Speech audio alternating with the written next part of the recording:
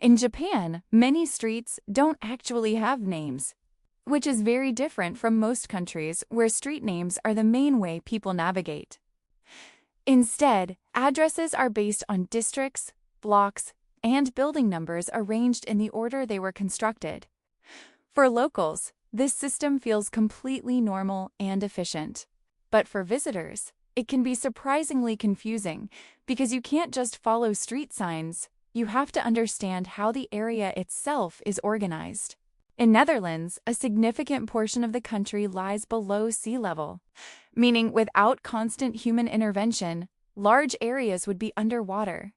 To prevent flooding, the Dutch built an advanced system of dikes, canals, and pumping stations that operate continuously.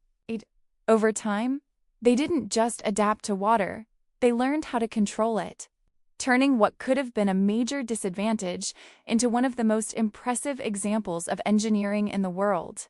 In India, there are thousands of languages and dialects spoken across the country, reflecting its deep cultural and historical diversity.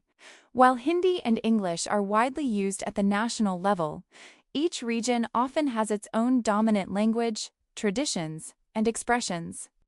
This means traveling within India can feel like moving between entirely different cultures, even though you're still inside the same country. In Australia, most animal species are unique to the country, meaning they cannot be found anywhere else on Earth. This is largely because Australia was isolated from other landmasses for millions of years, allowing animals to evolve in very different ways. As a result, creatures like kangaroos, koalas, and platypuses developed characteristics that seem unusual compared to wildlife found on other continents.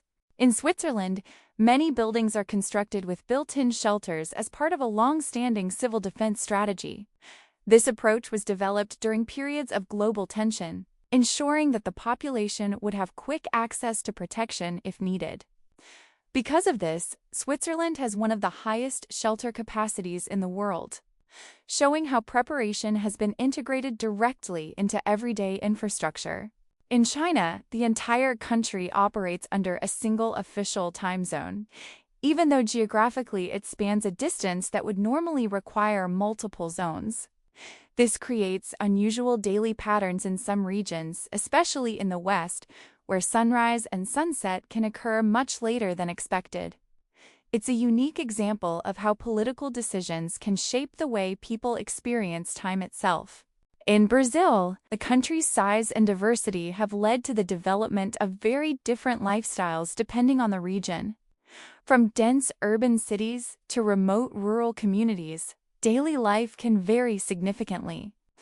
This diversity is influenced by geography, climate, and history, making Brazil one of the most culturally varied countries in the world.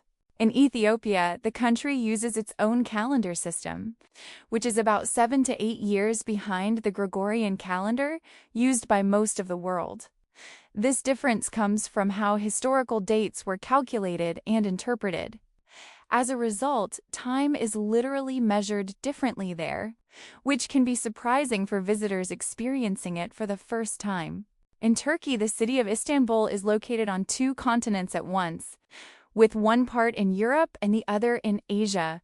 This unique position has shaped the city's history, culture, and identity for centuries. Walking through Istanbul, you can see influences from both continents reflected in its architecture, food, and traditions. In Canada, the country contains millions of lakes, more than most other nations combined. These lakes play a major role in shaping the environment, affecting everything from local climates to transportation and daily life. In many areas, water is such a dominant feature that it becomes an essential part of how communities develop and function. Imagine living in a place where the sun barely sets for weeks, and then disappears for weeks as well. That's a real experience in parts of Norway, especially above the Arctic Circle. During summer, the midnight sun keeps the sky bright even at night, while in winter, the sun may not rise at all. This extreme light cycle doesn't just affect the landscape, it also changes how people sleep, work, and experience time itself. Energy usually comes from fossil fuels in many parts of the world, but here, nature itself provides most of the power. In Iceland, geothermal energy from underground heat is widely used to generate electricity and even heat homes. Because of this, energy is not only renewable, but also deeply connected to the country's volcanic landscape, turning natural forces into a daily advantage. Follow for more interesting facts.